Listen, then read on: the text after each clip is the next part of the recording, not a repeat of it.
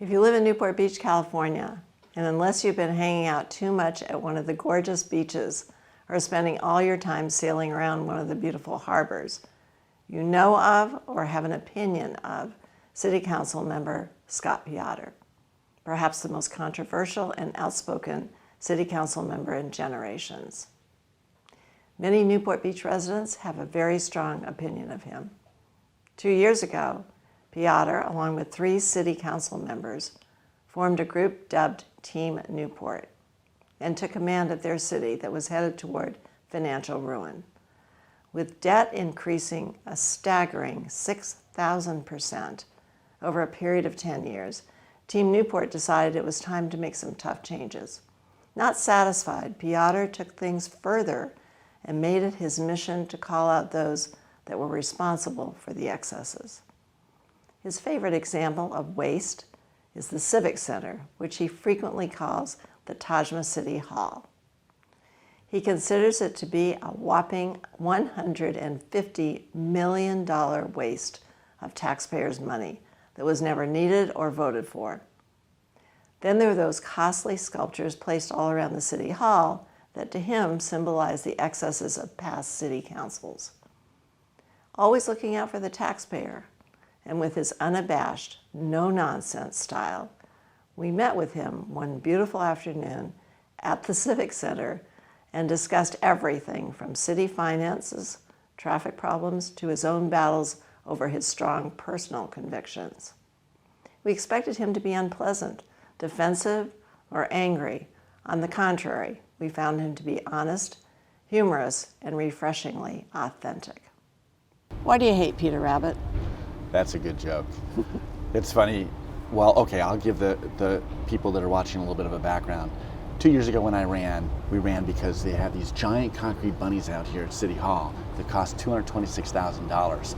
And it just was a symbol of the excess on what was spent by the previous council in our $150 million, what I call the Taj-Ma-City-Hall.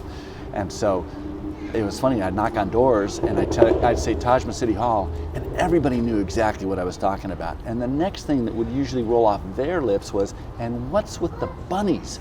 Because it's not exactly Newport Beach. I mean, it's not like you've got a sailboat or a surfer. It's a bunny, and it's a giant white concrete bunny with beady pink eyes. And so when I first got elected, right after I got elected, one of the chamber meetings, they asked, well, what is the first thing you want to do and accomplish? I said, well, I'd like to sell the bunnies. And I also did a video blowing up the bunnies during my campaign. And we need to think outside the box. Well, some people take it a little bit further and they'd say, we need to blow up the boxes. Well, in this case, we need to blow up the bunnies.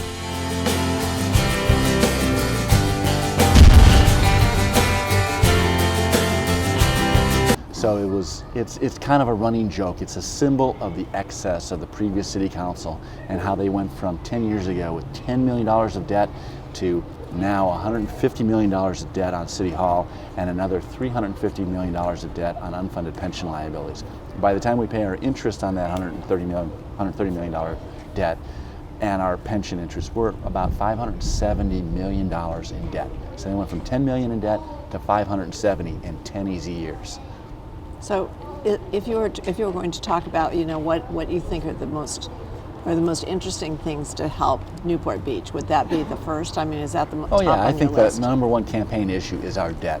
And part of that, the unfunded pension liabilities, people sit there and it's just this esoteric thing. We've got employees that get paid a really handsome sum compared to the private sector. It used to be, of course, government employees got paid less. Now they're paid at the high end of the bracket. And then on top of that, they've got this Cadillac set of benefits, one of which is a defined benefit pension, which means it doesn't make any difference what the market does, doesn't make any difference how much money you put away. You owe them a certain amount of money after they retire. In fact, we've got 70% of the money that we pay to CalPERS, which is about $40 million a year, goes to people that don't work for the city anymore. So we're paying more for them in retirement than we ever paid when they were actually doing work for us. Well, but Scott, wouldn't attrition take care of a lot of that, down the line? Well, these guys are retired already, so the attrition's already happened. Unless you look at the mortality rate, and then you wouldn't have to pay, but that's kind of morbid, I guess. Strikes fear in my heart. But So the unfunded pension liabilities also come, they've got a promise of what the reward is, regardless as to what the market, regardless as to what the investment. And CalPERS actually says, we're assuming a certain amount of return on all of our billions and billions of dollars that we have that we're investing. And then based on that return, they tell the cities, okay, you owe us this much. Well, CalPERS 2 years ago said 7.5%, they earned 2%. Last year they said 7.5%, they earned 0.6%. Well, it's not like, hey, sorry guys, we're just not going to pay your pensions as much. No, the taxpayers have to write that check. That's why it's $350 million of unfunded pension liabilities now. It was $250 million. So, scary thought. Sorry. It is a little scary. So what do you consider, other than that, what do you consider the most important issues in Newport right now? It kind of is a follow-up as our unfunded pension liabilities and debt. We put a Taxpayer Protection Act on the ballot this fall. It's called Measure MM, like the candy, and it will make it harder for this council, future councils, to put a tax on the ballot. You still have to then vote on it as residents. You still need to get a 2/3 vote per Prop 13. But now we're requiring 2/3 of the council to actually vote yes in order to actually get it on the ballot. And in Orange County this election cycle, you've got 3 cities that are proposing sales tax increases in their cities because they're out of money. They've done all these things, they've cut their services, and the pension and other liabilities are making it so that they can't provide necessary services. They can't put police on the street and fill the potholes without putting a tax on the ballot. And this will make it a little harder for Newport Beach to do that, so it protects the residents. The second half, which comes in 2018, is to So put it's a in, matter, let me understand this. So it's a matter of what kind of a vote? It's either a 2/3 vote or a majority vote. Is that what you're talking about? right now the law says you only need a simple majority to put it on the ballot. So Right. you need 4 out of our 7 council members to say we want to put this tax on the ballot. It still requires a 2/3 of the residents of the taxpayers to vote yes in order to implement the tax. Measure MM now requires 2/3. So in this case, 5 of the 7 council people are going to have to vote yes to put it on the ballot in order to have the opportunity to vote on it. Okay. So what else? I was going to say, Anything the second half of that, we didn't get done in time for this election cycle. Second half is debt restrictions. The City Council put $130 million worth of debt on this building and the $150 million project that it cost for the Taj-Ma-City-Hall. I think that if they would have been forced to go to the voters and ask permission to borrow $130 million, the voters would have said, no, we don't think so, get rid of the Bunnies, scale down the project, and let's have a more reasonable project. But they didn't have to because they weren't raising taxes to get that debt. They didn't have to go to the voters. Our proposal is going to be in 2018 that any debt over a certain amount will have working capital amount that you won't be required to go to the voters on, say $5 million, maybe Think $10 it'll million. pass? I think it'll be very popular. In fact, I'll go as far as to say that it's the next Prop 13. Up and down the state, including the federal government, cities and governments have borrowed and borrowed and borrowed, and they are in debt up to here. Their credit cards are maxed out. So now when things happen, like these 3 cities in Orange County, they have to go back and raise taxes because they've cut services and they've borrowed money, and there is no third alternative except to go back to the taxpayers and ask for more money. So limiting debt to voter approval will tell the elected officials, stop spending our money. When you talk about pensions, though, isn't that a promise to the people that have actually worked in the city? I mean, isn't that the city's promise to them right now? I mean, in the past and now it's Certainly. In fact, there's this thing called the California rule where judges have said, you've promised it, you have to deliver it, it's not negotiable. But private sector has stopped doing that. If you recall back in the 90s, all the airlines went out of business and they declared bankruptcy. I should say they declared bankruptcy, they didn't go out of business. And the main reason was they wanted to get out of their defined benefit pensions. And the government ended up taking those over. They ended up reducing the awards to literally 40 cents, 50 cents on the dollar to those people that had already, retired and had no way to go back to work. And they all of a sudden had to take 50 cents less pension than they were going to, 50% less. The private sector does 401ks. You put your money in, you decide how much money you're going to put in. Maybe your employer matches your money, but the market risk is yours, not the taxpayers. The taxpayers' obligations on pensions ought to end on payday. We will put in our share of 401k or pension plan, but they can't come back and ask for more. But that's what defined benefit plans do. They just keep coming back again and again and again. So the market risk is all the taxpayers' market risk, none of the employees. And it doesn't happen in the private sector, so why should it happen in the public sector? I can't answer that. I can't answer that right now.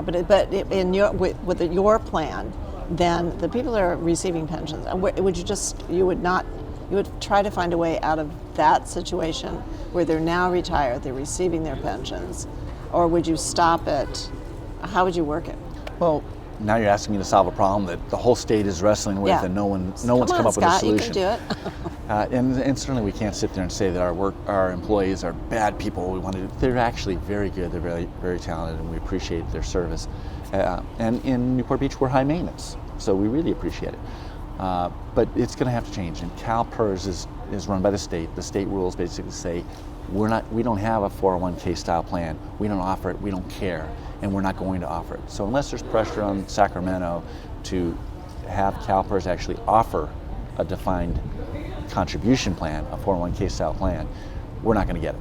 So we've done a lot. We've had the employees contribute more towards their share. We've had a new tier come in where we're offering less benefits, less retirement benefits for the new hires. But we are not allowed to right now change any of the existing plans for the existing employees. Okay. So I live on the Peninsula, out on the very end of the Peninsula, and the traffic is horrendous. And you expect it during the summer, right? Mm-hmm. You don't expect it really during the year, and it's just an ongoing serious problem for people that are, we're glad to live on the Peninsula, but it is a huge problem. So do you have a plan, or are you thinking about, Well, let's see, I started going to the beach about 40 some years ago, and the traffic was bad then too. Part of the problem is that, of course, all the development that's happened inland and the increase in population, which of course Newport Beach has no control over it, they still want to come to the beach. And face it, Newport Beach has got a great beach. Our peninsula is one of the best beaches in all of Southern California, and it's reasonably accessible. And we get, believe it or not, 10 million visitors a year at our beach. Yosemite, which is the most visited national park, has 4 million a year. So we're getting 2.5 times what Yosemite does, and it's mostly over the course of the summer. And so if you were to widen the roads or do any of these things, you'll make it so that there's 15 million visitors a year. We are very hospitable. We open our areas up. We make them very accessible. We're glad to have visitors come down to the beach. But one of the side effects of having a beautiful beach is that with all the people, you're always going to have traffic. So I have no panacea, sorry. Does the council talk about that? Does that come up very often? Or? Traffic is the most talked about issue by council, by constituents. Everybody has to deal with it every day. The misconception is that it all happens because of development that's happening or occurring or wanting to occur in Newport Beach. That's not true. Development in Newport Beach is pretty much capped out. All you have is redevelopment now. And so the traffic really comes from the growth inland that isn't part of Newport Beach. What's your current position on Banning Ranch, the current one? Banning Ranch was just recently denied by the Coastal Commission.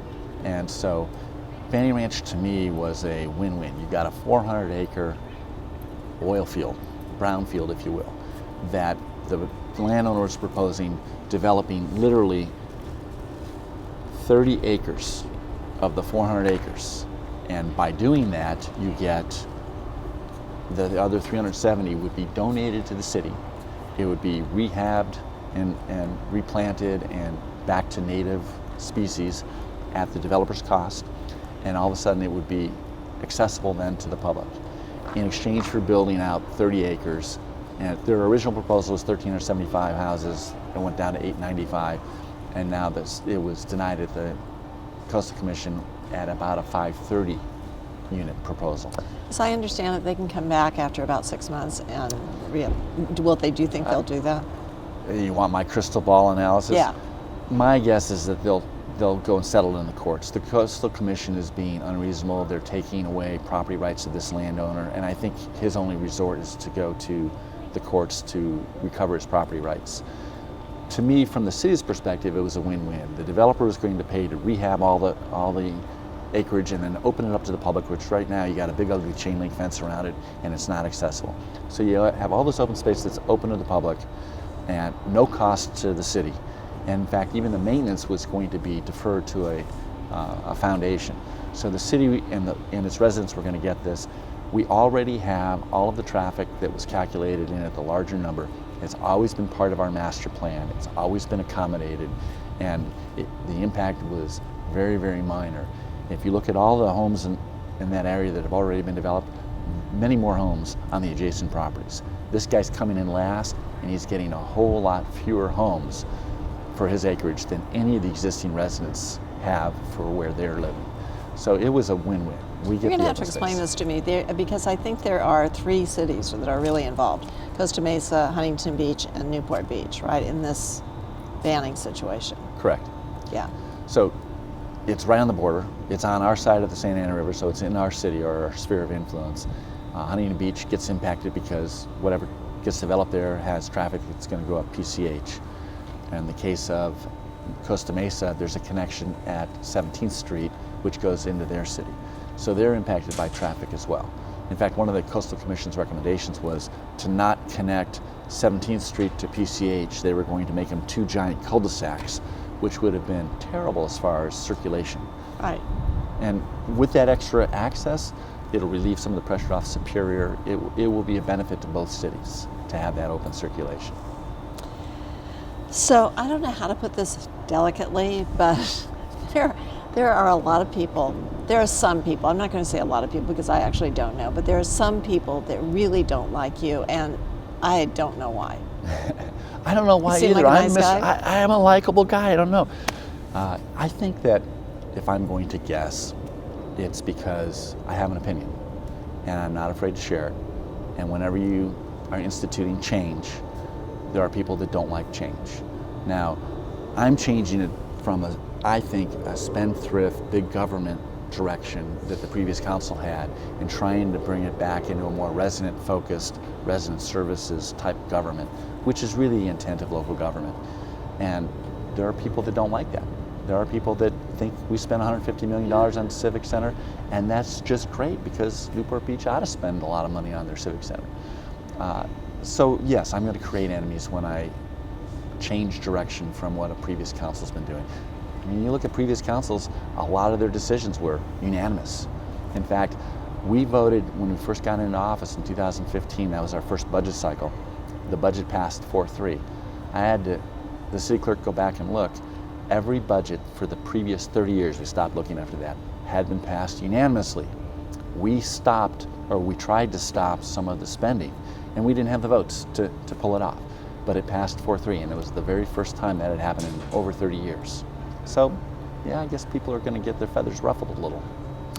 So, Team Newport is famous in Newport Beach, but it feels or infamous, depending on which side of the aisle I was going to say you're infamous, from. but then I didn't want to do that. But it feels like it's kind of falling apart or something. I mean, I don't know what is happening with Team Newport. Well, Team Newport was the name that Diane Dixon, myself, Duffy Duffield, and Kevin Muldoon used when we ran as a coalition in 2014. There's nothing magic about the name, but we refer to ourselves as Team Newport. What we obviously are 4 different individuals, but we had a common goal. Some of those things are things like the spending and the debt that we had on the Taj-Ma-City-Hall. Now with the current election, people are saying, oh, Team Newport has not done what they said they were going to do, or people sit there and say they did stuff that we don't want them to do. You know, for instance, when we first came in, you couldn't have a wood fire on the beach. Within 2 months, we had brought wood back to the beach, which I think is kind of new, to me it's Americana and Newport Beach.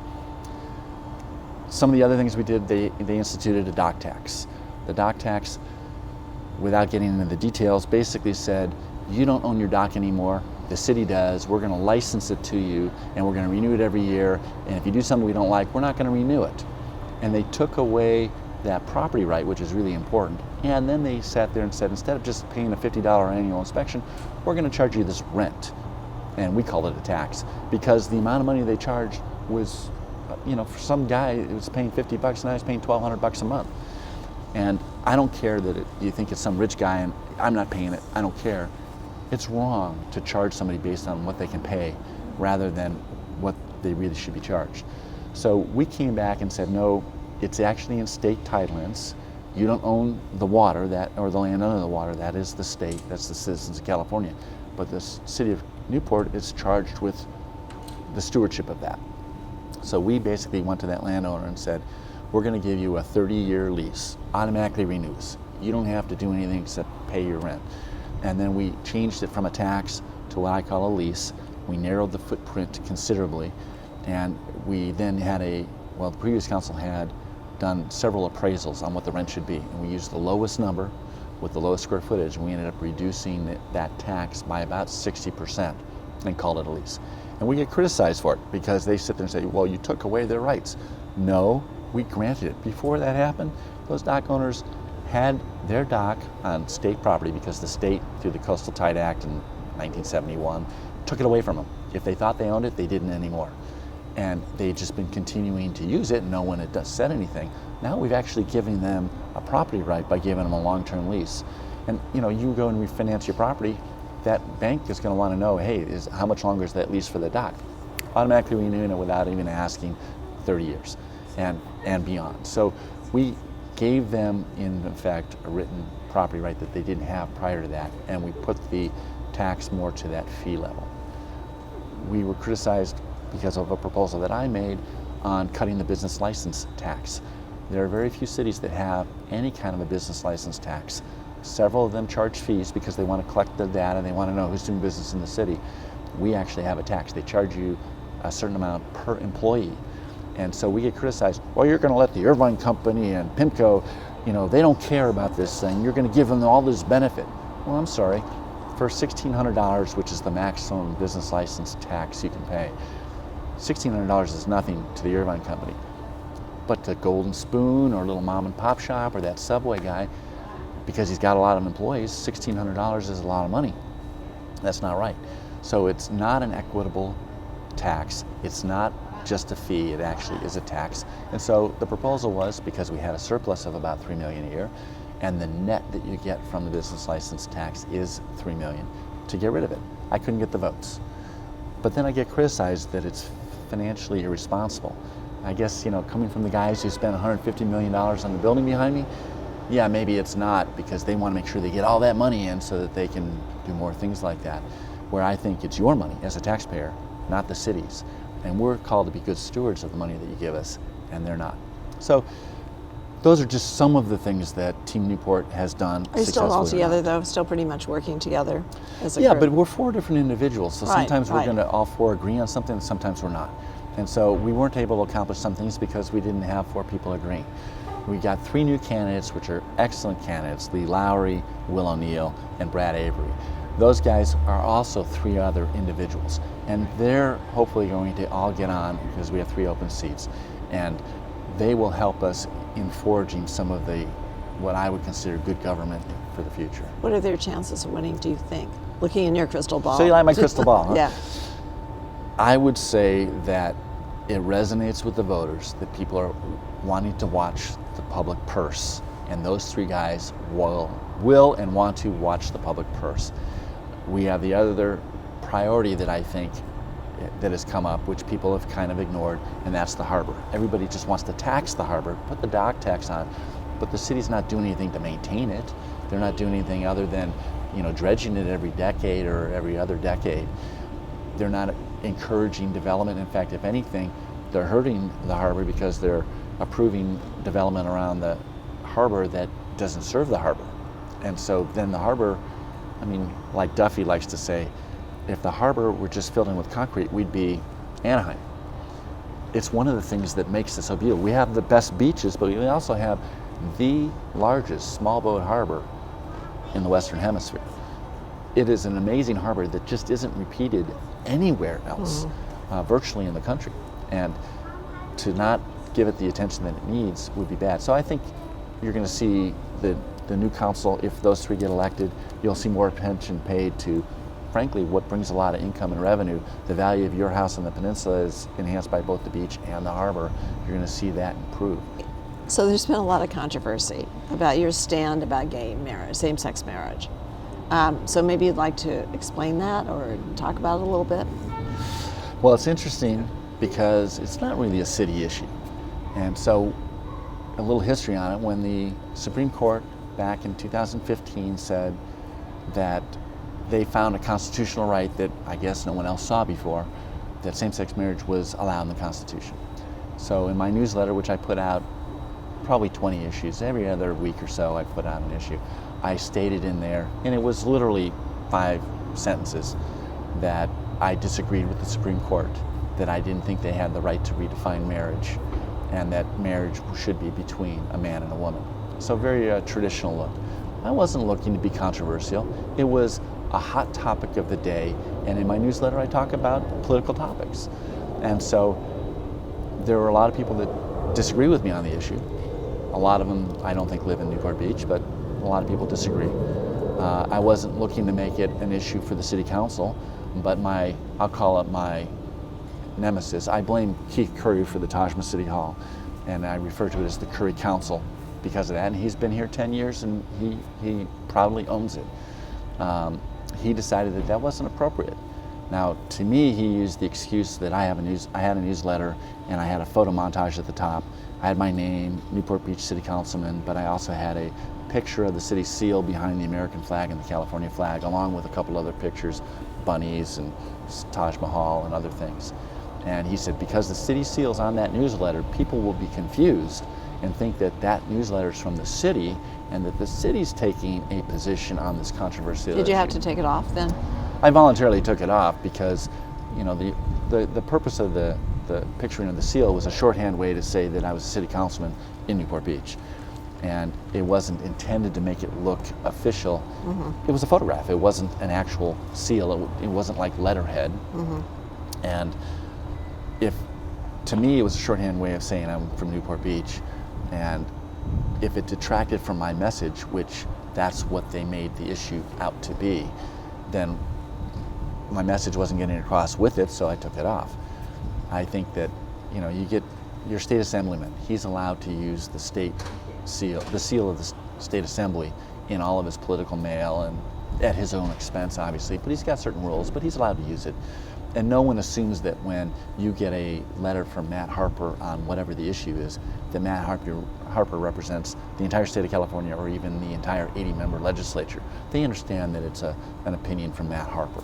And so I don't think it was anything except Keith Curry didn't like what I said and used it as an opportunity. You got a lot of blowback about that, but you also got a lot of blowback from people who didn't agree with you about the same-sex marriage position. Right? And I don't have a problem with that. I mean, but in effect, what Keith Curry was trying to do, he proposed censuring me. I don't know what actually happens when you censure a councilman other than you sit there and say, we don't agree with what he said.